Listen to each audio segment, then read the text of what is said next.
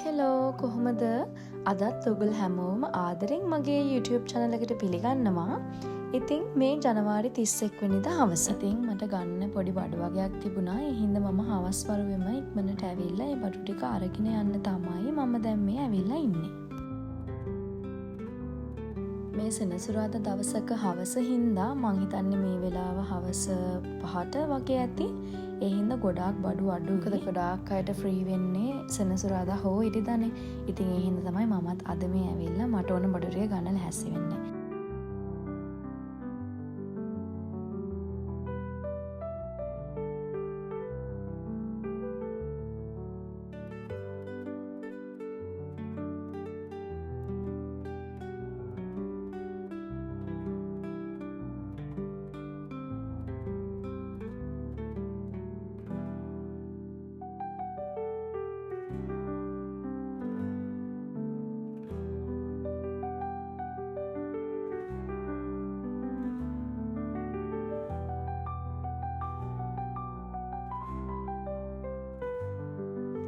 ටෙස්කෝ එකට ගිහිල්ලා ඒ ඕන බඩු ටිකත් ඔක්කොම අරගෙන ඊට එහා පැත්තෙම තියෙනවා ලිඩල් එකක්.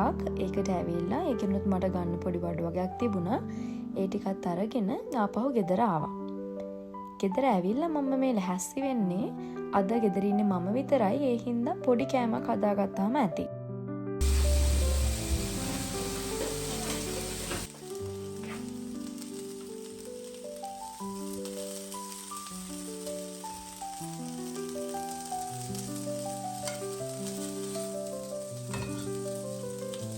ඉතින් මේ විදිහට තමයි 2026 පළවෙනි මාසය ගොඩාක් ලස්සන දේවල් ජීවිතයට එකතු කරලා අවසන් වුණේ.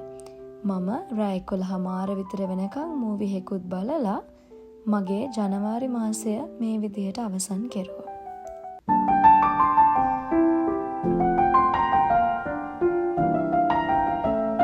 පෙබරවාරි මාසේ පළවෙනිදා මමත් උදේම හැරිලා මගේ පළවෙනි වැඩේ විදිහට කිරියාහාර පූජා කරලා පහනක් පත්තු කරලම මගේ මේ පෙබරවාරි මාසය පටන් ගන්න තමයි මම මේ ලැහැස්ති වෙන්නේ. ඉතින් මම හිතනවා මම වගේම අනිත් හැමෝමත් මේ විදිහට ගොඩක් ලස්සනට මේ අලුත් මාසය පටන් ගන්න ඇති කියලා.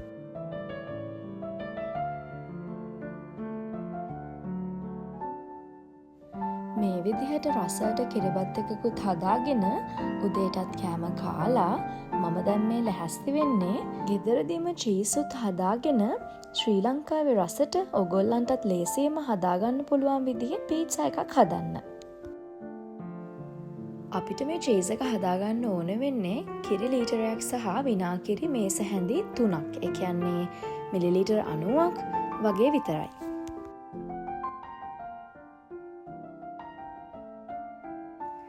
මේ චීස් එක හදාගන්න අපිට ගොඩාක් ලේසි. අපි මුලින්ම කරන්න ඕනේ කිරි ටික භාජනයකට දාගෙන ගොඩාක් අඩු ගින්දරේ, ඒ කියන්නේ ගොඩාක් රස්නේ අඩුවෙන් එන විදිහට මේ භාජනය ලිපේ තියාගන්න එක. මේ විදිහට විනාඩි 4-5ක් වගේ මීඩියම් හීට් එකේ කිරි එක රත් වෙද්දී අපිට පුළුවන් අත චුට්ටක් දාලා බලන්න. මේ වෙද්දී අපිට දැනෙන්න ඕනේ පොඩි රස්නයක් තමයි මේ කිරි එකෙන්. මොකද අපි අත දාන්න පුළුවන් ප්‍රමාණයට විතරයි මේ කිරි එක රත් කරගන්න ඕනේ. මේ වෙද්දී අතට රස්න දැනෙන විදිහට මේ කිරි එක රත් වෙලා තියෙනවා. ඉතින් ඒ හින්දා මම දැන් ටික ටික මේ විනාකිරි එක කිරි එකට දාන්න පටන් ගත්තා.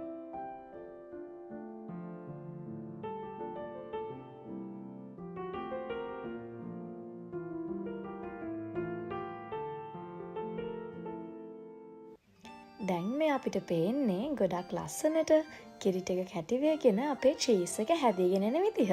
ඉතින් මේ වගේ ටික ටික තමයි අපි දාගන්න ඕනේ මේ විනාකිරි ටික. මොකද එකපාරම දාන්න බෑ. එතකොට ඔක්කොම කිරි ටික කැටි වෙන්නේ නැහැ.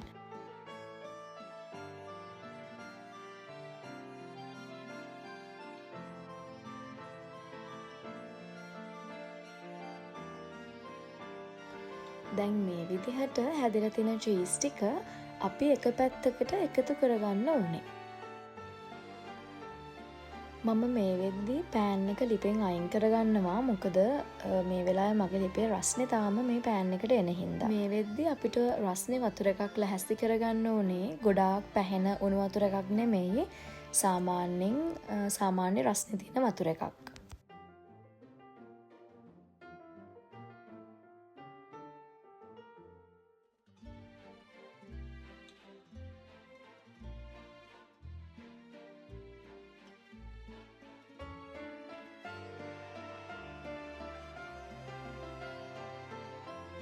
දැන් චීස් ටික ඔක්කොම එකට එකතු වෙලායි තියෙන්නේ. ඒ හින්දා මම මේක අතට අරගෙන හොඳට මේ චීස් බෝලේ තියෙන වතුර ටික අරිනවා. ඊට පස්සේ මම ඉතුරු වෙලා තියෙන චීස් කැලි ටිකත් එකතු කරගන්න ඕන හින්දා මේ විදිහට පෙරා ගන්නවා. දැන් මම මේ ලැහැස්ති කරගත්ත උණු වතුරකට මේ චීස් බෝලේ ආයෙ පාරක් දාන්න ඕනේ. ඊට පස්සේ ආයෙත් ඒකේ තියෙන වතුර ටික හොඳින් ඉවත් කරගන්න ඕනේ. මේක කරන්න බය වෙන්න ඕනේ නැහැ. ඒක එහෙම කරා කියලා චීස් එක කැඩෙන්නේ නැහැ. ඒ හින්දා ඔයගොල්ලෝ හොඳට මේකේ තියෙන වතුර එක අයින් කරගන්න ඕනේ. ඊට පස්සේ අපි මේක ආයෙත් සීතල වතුරකකට දාගන්න ඕනේ. ඒ කියන්නේ සාමාන්‍ය වතුර එකකට දාගෙන කලින් කෙරුවා වගේම තියෙන වතුර ටික මේ විදිහට හොඳට ඉවත් කරගන්න ඕනේ.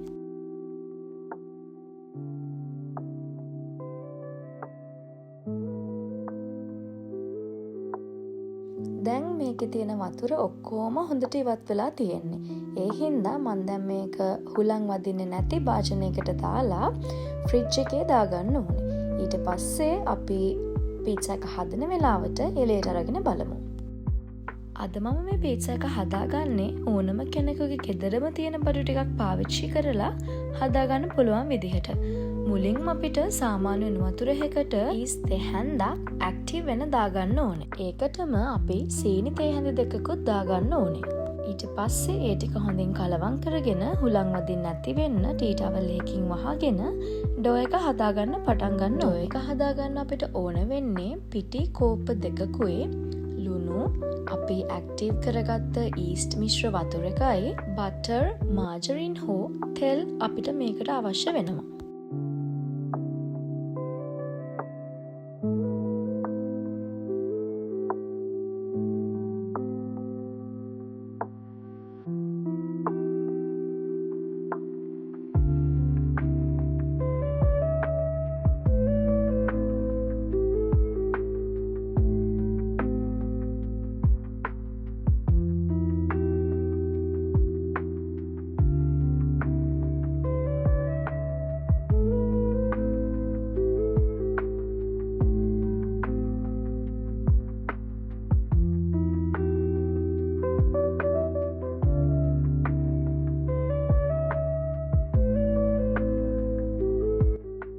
මේ විදිහට හදාගත්ත ඩෝ එක විනාඩි 10ත් 15ත් අතර වගේ ප්‍රමාණයක් නීට් කරගෙන ඩබල් වෙන්න අපි මේ විදිහට හුලං වදින්න නැතුව භාජනයකට දාලා ඒකට උඩින් තෙල් හෝ බටර් ටිකක් ගාගෙන ටී ටවල් එකකින් වහලා තියන්න ඕනේ පැය එකමාරක්.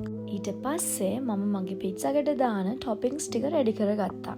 මම මේ වෙලාවේ දාන්නේ ඒකට මම සොසේජස්, තක්කාලි, ලූණු, මාළුමිරි සහ අපි හදාගත්ත චීස් එක තමයි පාවිච්චි කරන්න යන්නේ.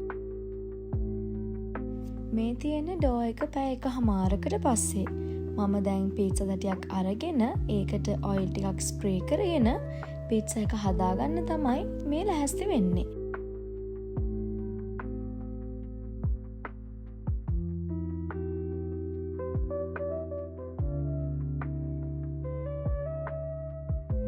මුලින්ම මම බේස් එකට තක්කාලි සෝස් තමයි දාගන්නේ.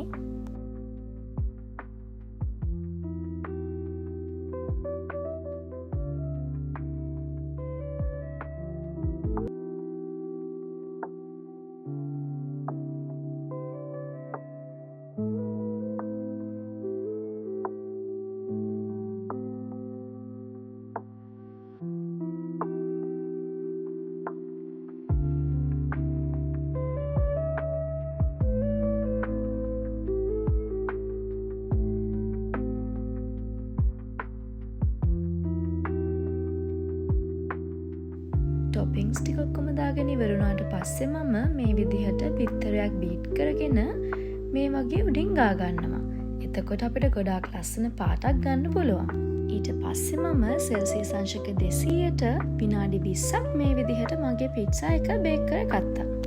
ඉතින් මේ විදිහට තමයි ගොඩාක් ලේසියෙන් ගොඩාක් වියදම අඩුවෙන් ගෙදරදිම චීසුත් හදාගෙන ගෙදරම දිනම ද්‍රව්‍ය යොදාගෙන ගොඩාක් රසට පීට්ස් එකක් හදාගන්නේ. ඉතින් ඕගොල්ලොත් මේ විදිහට try කරලා බලන්න. අදත් මගේ වීඩියෝ එකත් එක්ක එකතු වුණ ඔයගොල්ලෝ හැමෝටම ගොඩාක් ස්තුතියි. ඉතින් ආයෙත් මේ වගේ වීඩියෝ එකකින් හම්බෙනකන් ඕගොල්ලෝ හැමෝම පරිස්සමෙන් සතුටෙන් ඉන්න.